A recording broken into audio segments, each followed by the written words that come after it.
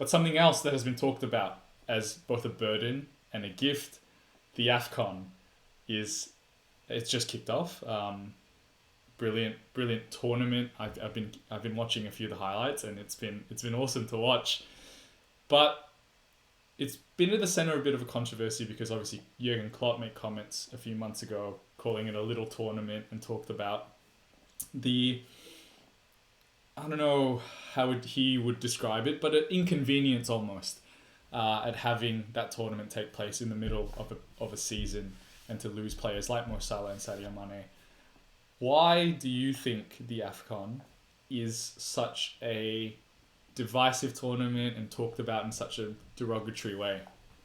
Well, first off, I think it's just plain old Eurocentrism, uh, just societally, not even in football terms, that everything from the third world and from Africa is looked down upon as somehow lesser or less important. Probably more of a factor is that it is staged in the middle of the European season. And obviously clubs are going to have a problem with that. But when you're purchasing African players to play for your club, when you're paying transfer fees to get Sadio Mane or Mo Salah or whoever, you're purchasing everything that goes along with that. You know when you buy them that these guys are going to miss a month of football every so often because of Afcon. So to complain about it now seems a bit rich to me. Yeah. Like, it comes with the package.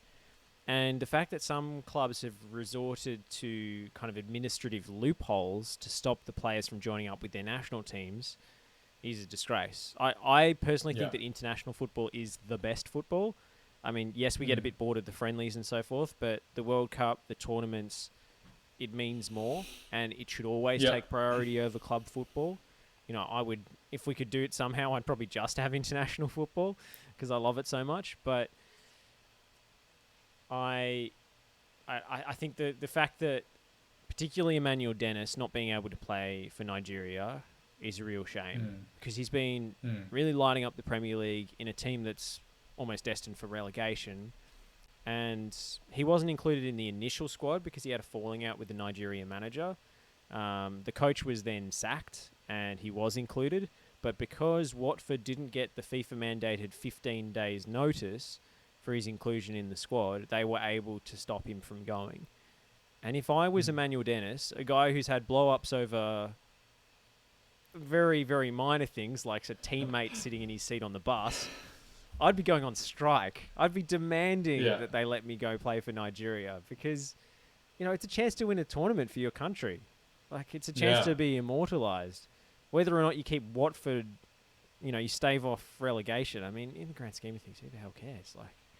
Like, that really pissed me off, and it's really destabilised Nigeria in the run up to the tournament. They haven't been able to basically get a replacement striker for Victor Osimhen, who's under an injury cloud. Yeah, and is there a way, do you think, in the future for the conversation around the tournament to be changed, or is it always going to be clouded by this kind of tension between the European clubs and managers and the players and the countries that they you know, it's an honor to, like you said, it's an honor to represent your country, and nothing is bigger than that. While there is a schedule clash, there will always be this conflict. I didn't appreciate Klopp's comments. I didn't appreciate the European Clubs Association trying to get them to cancel the tournament or withdraw all European-based players from it because they said the players weren't safe in the COVID situation, where there are actually more cases in the UK per day than there are in Cameroon by quite a wide margin. I mean, the UK is the capital of Omicron right now, so to say the players are somehow less safe in Cameroon is ridiculous. I didn't appreciate any of that, and I think FIFA needs to give CAF and these international bodies more authority and more power in terms of calling players up. The 15 days notice, I think, is a bit excessive. I think a week is fine. You know, like the stuff like that. I think FIFA can give international bodies a little bit more leverage in this power struggle. But as long as, you know, Africa has a wet season and a lot of the countries in the continent As long as they are forced to stage it in January rather than staging it in the European off-season, there will always be this push and pull and this tension between CAF and between the European clubs, which is a shame because it detracts from what is one of the best international tournaments in terms of the crowds, in terms of the drama, in terms of the football, in terms of upsets.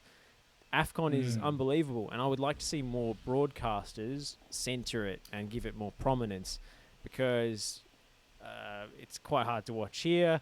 And in the UK, apparently they've basically been giving it no fanfare. One commentator, no pre-game, no post-game, no fanfare around it. So it's not viewed as important by fans because the media doesn't give it the coverage and the funding that it needs to gain that reputation and prominence. If you put effort in, fans will respond. Of course, and I think, I struggled to find out where I could watch it here.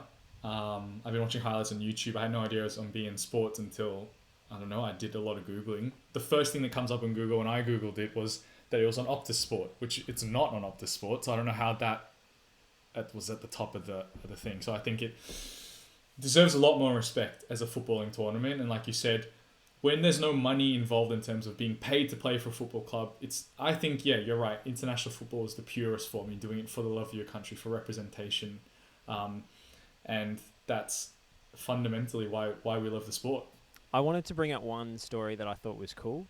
Was a League of Ireland player, which is a semi-professional competition, the League of Ireland in the Republic of Ireland. He was called up to play for Cape Verde, the country of his father's birth, and he didn't think that the contact that he got, I think it was a LinkedIn message in Portuguese from the manager, he thought it was a spam message, so he didn't open it.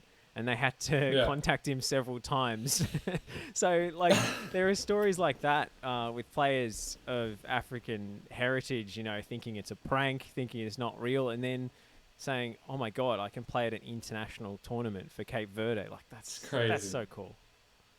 Yeah, insane. And I think that's a good place to leave that. A nice feel-good story.